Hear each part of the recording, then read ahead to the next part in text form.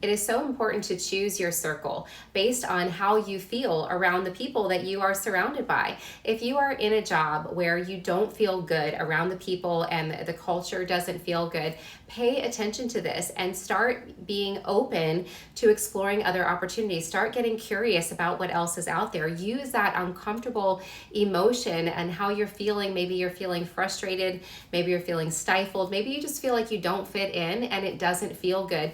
This is useful information. Use it as a tool to open your mind, to get excited even and get curious about other opportunities. It doesn't mean that you have to quit right now. You may not have the an option to do that, but at least open your mind to start getting curious to what else is out there and pay close attention to those uncomfortable feelings. Really let yourself feel the discomfort rather than try to push it aside as you continue focusing on your work, which is something that you have to do. But when we try to ignore our uncomfortable emotions that are showing up for a reason to guide us in a new direction, likely if you're uncomfortable, unhappy in your work environment, there's another place that is going to be better for you. And you want to be aware of that. You want to acknowledge that by paying attention to the uncomfortable emotions and allowing yourself to get curious about other opportunities. I can think of lots of examples of people, either clients and or friends, that have stayed in bad job environments where they did not feel appreciated, they did not like how they were treated, and they just kept staying in that environment, and it really took a big toll on their self-esteem.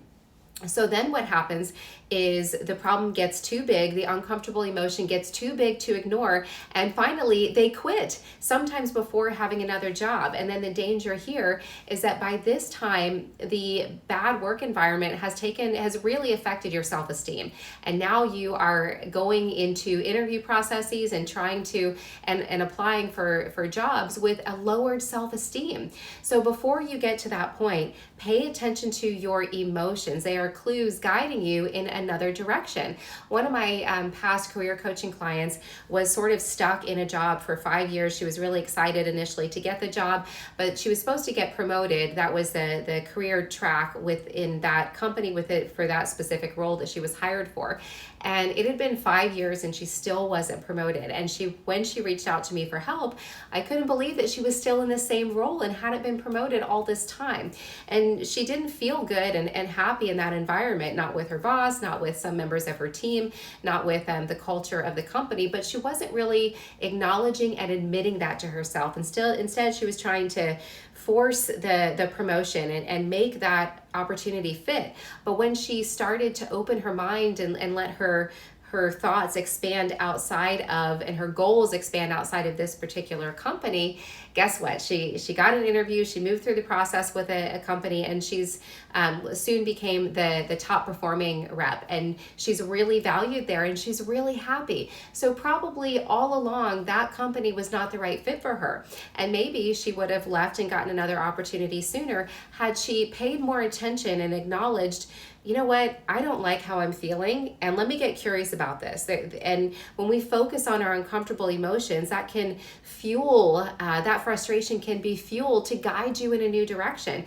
But when we don't allow ourselves to wrap our minds around and fully grasp and be aware of, you know what, this doesn't feel good, then we can stay stuck. And then the danger there, again, is going into other interviews once you finally had enough with a now lowered self-esteem. So don't do that. Instead, pay attention to how you're feeling and just use it as information.